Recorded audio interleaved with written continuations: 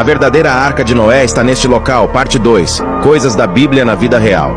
Segundo a Bíblia, logo após o dilúvio, a arca atracou no 7º mês sobre as montanhas de Ararat.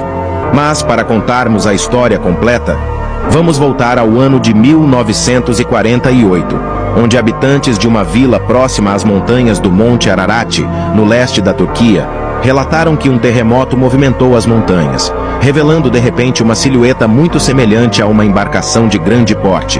Embora vejamos isso como um evento extraordinário, não foi algo que repercutiu nas notícias da época até 1959, quando o piloto de um avião turco tirou fotos aéreas das montanhas de Ararat. Uma dessas fotos capturou a imagem de um objeto com a forma de um barco. Ao ver essas imagens, o Dr. Arthur Brandenburger, um especialista em fotogrametria histórica da Universidade Estadual de Ohio, nos Estados Unidos, concluiu: "Não tenho dúvida de que este objeto é um barco. Ao longo de toda a minha carreira, nunca vi um objeto como este em uma fotografia aérea." Em seguida, em 1960, uma equipe da revista Life dos Estados Unidos realizou uma expedição de 1 dia e meio no local. Esse tempo foi suficiente para realizar alguns testes científicos.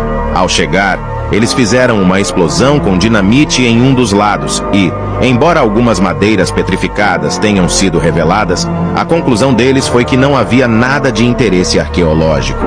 A única informação relevante para eles era que essa estrutura foi feita pelo homem e não era uma formação natural da Terra. Então, eles deixaram de lado. A única coisa que foi feita foi uma publicação na revista com o chamativo título A Arca de Noé, juntamente com a fotografia tirada do ar. Esses pesquisadores nunca imaginaram que a revista chegaria até Ron Wyatt, um aventureiro americano conhecido por ser um cristão fervoroso e apaixonado por provar que as histórias da Bíblia eram completamente reais. Após ler a revista, Ron ficou curioso e decidiu visitar o local em 1977, acompanhado por seus 2 filhos adolescentes. Eles não sabiam por onde começar a procurar na vasta área, e só tinham 3 dias na região. Então, Ron e seus filhos começaram a orar para que Deus enviasse algum sinal. E acredite ou não, foi exatamente o que aconteceu. O táxi parou no meio do caminho sem explicação, e quando saíram do carro, você não vai acreditar no que encontraram. No mesmo local, eles viram uma estranha pedra perfurada com inscrições. Sem entender o que estava acontecendo, Ron e sua equipe continuaram sua viagem, mas a cada trecho encontravam outra pedra como aquela. Essas pedras são conhecidas como âncoras de pedra e serviriam exatamente como contrapeso em uma embarcação. De maneira estranha, essas pedras apareciam alinhadas em direção ao local onde estava aquela forma semelhante a um barco, como se tivessem se soltado ao encalhar. O lugar chamou muito a atenção de Ron, e ele decidiu que as investigações deveriam continuar para descobrir se poderia ser a Arca de Noé. No entanto, ele não pôde prosseguir imediatamente devido a OS e seus compromissos em seu país, mas partiu prometendo a si mesmo voltar para continuar o que havia começado. Mas então, outro terremoto em agosto de 79 expôs silhuetas que pareciam ser as paredes da arca. Quando viu aquilo, Ron tinha total certeza de que aquele objeto se parecia exatamente com um navio encalhado. Foi por causa disso que, aproveitando os avanços da ciência e os novos instrumentos, decidiu continuar com a expedição para confirmar essa hipótese. Ele preparou suas coisas e voltou para a Turquia. Essa seria uma das 24 viagens que Ron faria ao local.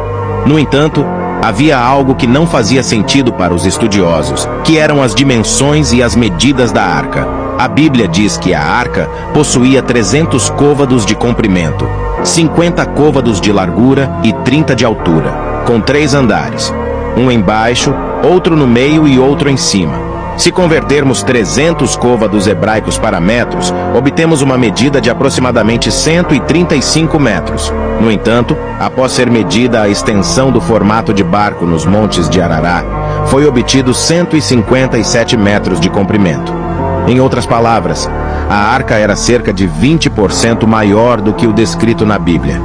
Esse fato era um dos argumentos mais fortes dos estudiosos para que essa não fosse a verdadeira Arca de Noé. Mas Ron não desistia facilmente. Ele estava convencido de que aquela era a Arca do Dilúvio. E ao refletir, lembrou de um fato histórico que muitos ignoraram. Quem foi o autor do Gênesis?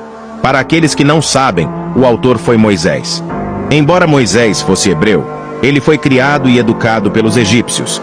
Teria sentido pensar então que Moisés não conhecia as medidas dos côvados hebreus, mas sim dos côvados egípcios, pois são duas medidas completamente diferentes, o que exigia fazer a conversão novamente. E 300 côvados egípcios em metros equivalem a exatamente 157 metros. Essa é a exata medida dessa estrutura em forma de barco no Monte Ararat. As dúvidas foram diminuindo. Esse cristão arqueólogo, por vocação, estava chocando o mundo ao provar cada vez mais que estava certo sobre a origem dessa silhueta. E a maior descoberta ainda estava por vir. Ron não fazia ideia do que estava prestes a encontrar. Mas, para o vídeo não ficar muito longo, se você quer que eu traga a última parte dessa história, curta esse vídeo e comente "eu quero", que no próximo vídeo contarei como essa história impressionante terminou.